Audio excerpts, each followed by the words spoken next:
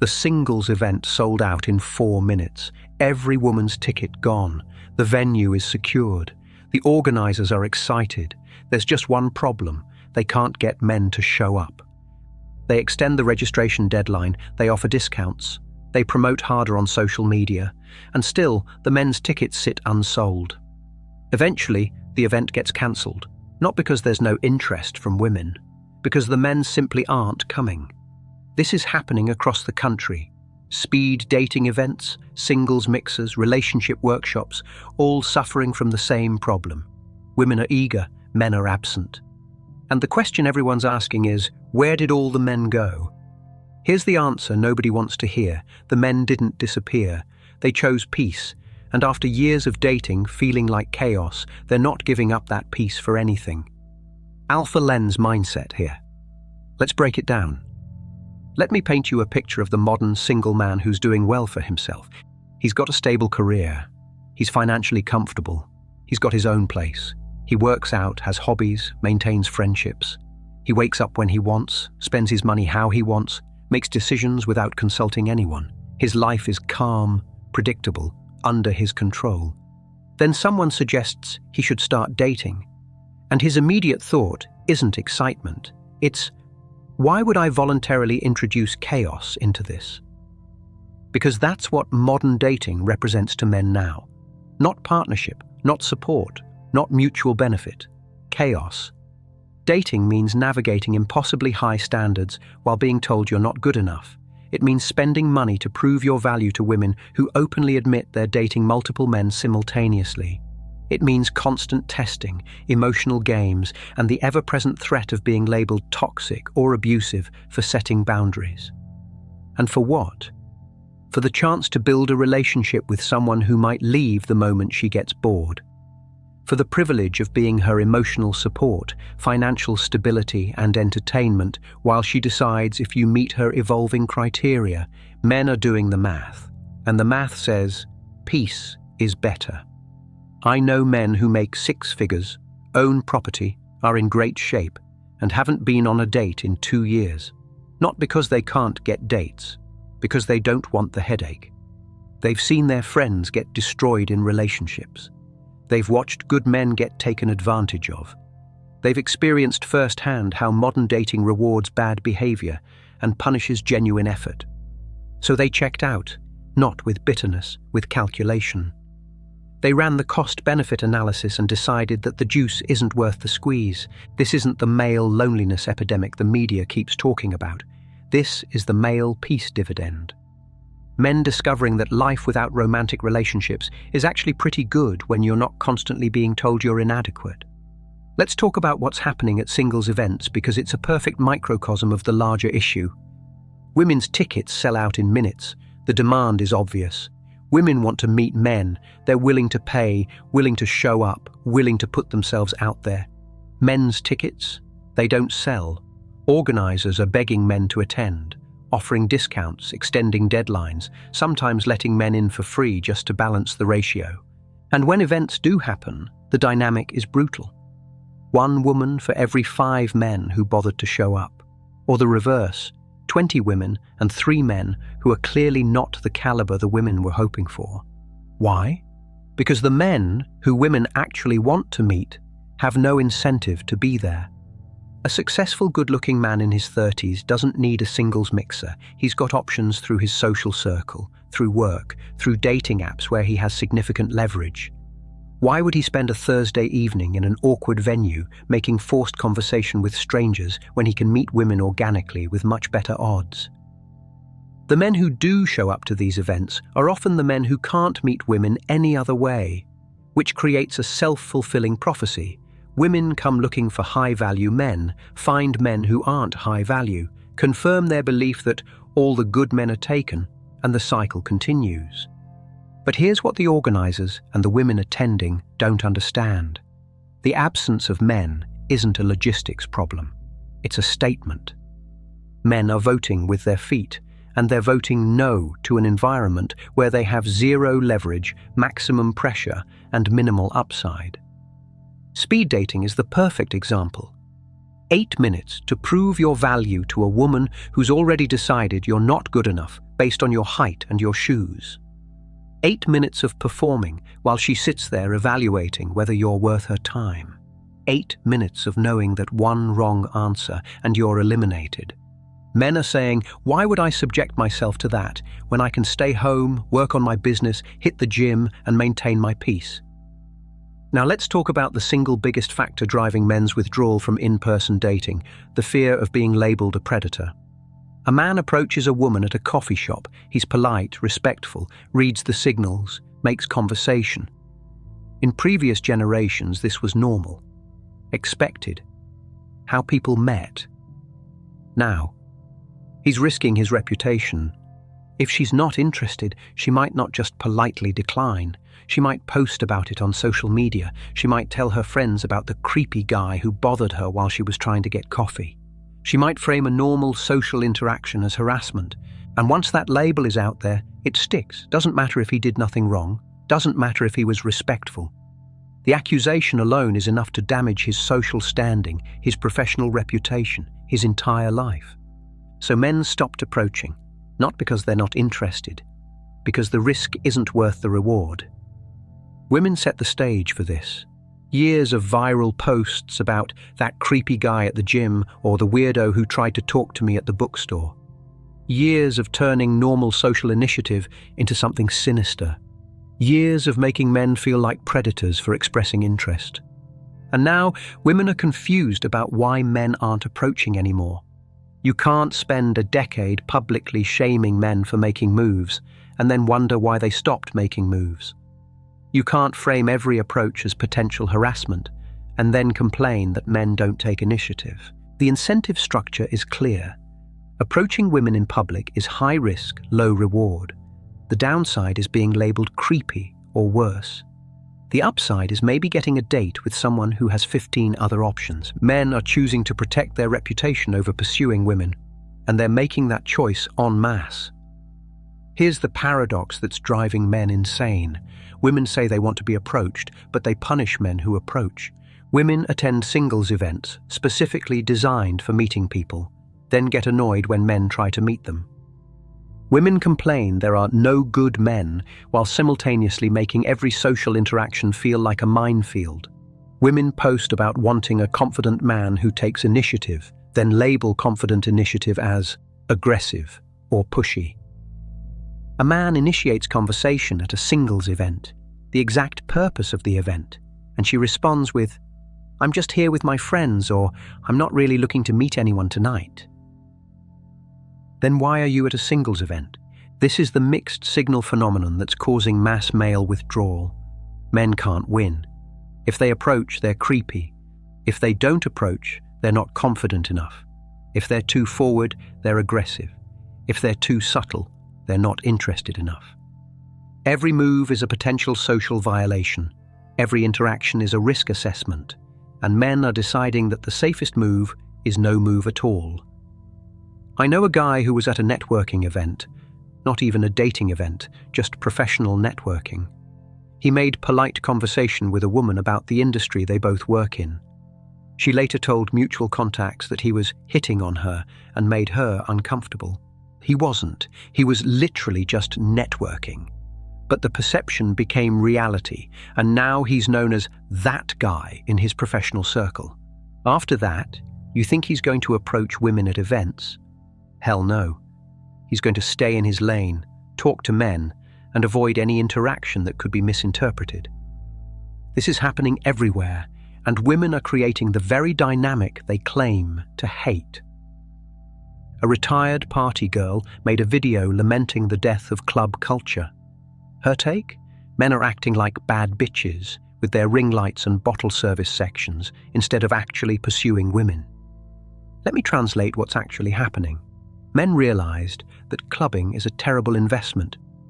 You spend hundreds of dollars on drinks, cover charges, and bottle service. You endure loud music, crowded spaces, and overpriced everything.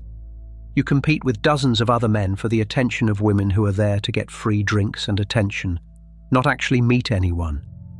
And at the end of the night, you've spent a fortune and have nothing to show for it except a headache and the knowledge that you could have done literally anything else with that time and money. So men stopped showing up, not because they're not interested in women, because they're not interested in terrible ROI.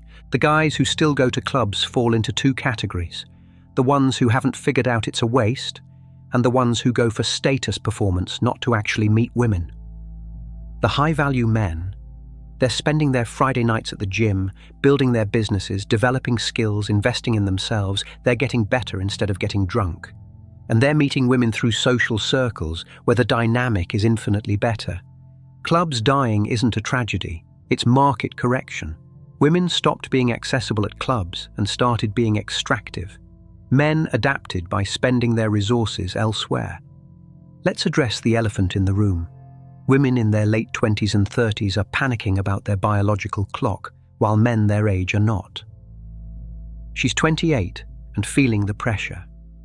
She wants to be married by 30, start having kids by 32, build a family before it's too late. The clock is ticking. The urgency is mounting. And the men she's trying to date, they're not feeling that urgency at all. A man at 28 has another 15 years of peak dating market value ahead of him. His fertility doesn't decline significantly. His options don't shrink. If anything, they expand as he builds more career success and financial stability. So when she's pushing for commitment, escalation, moving things forward quickly, he's thinking, why rush? I've got time. This urgency gap is creating massive friction. She interprets his lack of urgency as lack of interest. He interprets her urgency as pressure and desperation. And here's the brutal reality. Her urgency is her problem, not his responsibility. She chose to spend her early 20s focused on career, travel, finding herself, dating around. Those were her choices. Now she's facing the biological consequences of those choices and expecting men to accommodate her timeline. But men don't have that timeline. They're not facing that pressure. So they're not moving with the same urgency. You can't delay commitment for a decade and then expect men to sprint to the finish line when you're finally ready. That's not how it works. The media keeps talking about the male loneliness epidemic. They frame it as men being desperate, isolated, suffering from lack of connection. That's not what's happening. What's happening is men are choosing different forms of connection. They're investing in friendships, hobbies, fitness communities, online networks. They're finding fulfillment in pursuits that don't require romantic relationships. Are they lonely? Some of them, sure. But they're choosing that loneliness over the chaos of modern dating. And that's not desperation, that's preference. The loneliness epidemic framing assumes men are suffering and need women to rescue them. The reality is men are doing just fine without romantic relationships and have concluded that adding a woman to their life would make it worse, not better. I know men who are thriving. They're in the best shape of their lives. Their careers are taking off. They've got solid friend groups and fulfilling hobbies. They travel when they want, spend money how they want, answer to nobody. Are they in relationships? No. Do they seem lonely and desperate? Not even a little bit. They've discovered that the modern relationship isn't worth the cost, so they're allocating their energy elsewhere and getting better returns. This isn't an epidemic. This is evolution. Men are adapting to a dating market that doesn't value what they offer, and they're finding fulfillment outside of it. Here's the core issue driving everything we've discussed. The men women actually want don't need the venues where women are waiting. A successful, fit, socially calibrated man in his 30s doesn't need speed dating. He's got women in his social circle. He's got matches on apps. He's got options everywhere he goes. Why would he spend his evening at a singles event competing with 20 other guys for the attention of women who are evaluating him based on arbitrary criteria? He wouldn't. So he doesn't. The supply and demand problem at these events isn't logistical. It's hierarchical. The men at the top of the dating market don't participate in these environments because they don't need to. The men who do participate are generally not the men women came to meet. This creates a doom loop. Women attend hoping to meet high-value men. High-value men don't attend because they don't need to. Women meet low-value men, leave disappointed, and tell their friends the event was a waste. Reputation spreads. Fewer women attend. Even fewer men bother showing up. The entire model is failing because it's built on a false premise that high-value men need structured environments to meet women. They don't. They're meeting women everywhere else: the gym, coffee shops, through friends, at work, on apps where they have significant leverage. The singles event is for people who've exhausted their organic options, and the men who've exhausted their organic options are usually not the ones women want to meet. Here's what the women attending these events, posting about their frustrations, demanding men step up, still don't grasp. You're not owed male participation in dating. Men choosing to opt out isn't a failure on their part. It's a rational response to a system that doesn't value them. You can't mock men for years, tell them they're not good enough, frame every approach as potential harassment, demand they prove their worth while offering little in return, and then be surprised when they stop playing the game. The men aren't broken, the system is, and men are voting with their feet. You want men at singles events? Make it worth their while. Create an environment where men have leverage, where their effort is valued, where the risk-reward ratio makes sense. You want men to approach in public. Stop posting viral takedowns of that creepy guy. Stop turning normal social initiative into something sinister. Create social permission for men to express interest without risking their reputation. You want men to move with urgency on your timeline. Offer them something worth rushing for. If all you're bringing is debt, baggage, high standards, and attitude, why would any man with options hurry? For men, hold your peace. Don't let anyone guilt you into giving it up for a relationship that'll make you miserable. If you're thriving solo, stay solo. If you're building something meaningful, keep building. If a woman comes along who adds value to your life without requiring you to dismantle it, great. If not, you're still winning. Don't attend singles events out of obligation. Don't approach women out of social pressure. Don't pursue relationships because people say you should. Your peace is valuable. Guard it. For women, understand that male participation in dating is optional, not mandatory. If you want quality men to engage, create conditions where engagement is rewarding instead of punishing. Stop with the mixed signals. Stop turning approaches into accusations. Stop demanding men meet standards you're not meeting yourself. And most importantly, understand that your urgency is not his problem. Your biological clock is your responsibility. Your timeline is your concern. Don't expect men to accommodate consequences of your own choices. Men aren't showing up to singles events because they don't need to. The men women want have options everywhere. The men who don't have options aren't the men women want. Men aren't approaching in public because the risk isn't worth the reward. One accusation can destroy a reputation. One misread signal can label you a predator. Men aren't moving with urgency because they don't have a biological clock creating pressure. They've got time. You don't. That's not their problem. And men aren't lonely and desperate. They're peaceful and content. Modern dating represents chaos, and they're choosing order. The Great Male Retreat isn't a crisis for men. It's a consequence for women who created conditions that drove men away. You can complain about it. You can shame men for opting out. You can demand they step up. Or you can recognize that men are making rational choices based on incentives you created. And until those incentives change, the retreat will continue. If this video just explained why you've been choosing peace, drop peace over chaos in the comments below. Share your experience. What made you opt out? What would it take to opt back in? And if you need help understanding modern dating dynamics, maintaining your peace while navigating relationships, or deciding when engagement is worth the cost, I offer private coaching sessions. Link is pinned in the comments and in the description. Alpha Lens Mindset here. Thank you for watching. Stay sharp.